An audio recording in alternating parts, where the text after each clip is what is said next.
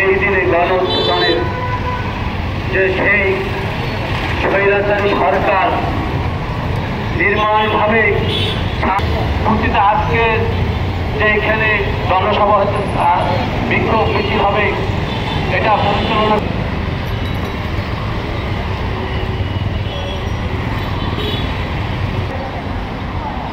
রিক্সা বেগের চলছে রিক্সা নিজেদের চালক সংগ্রাম পরিষদ 28 নম্বর সাধারণ থেকে আমরা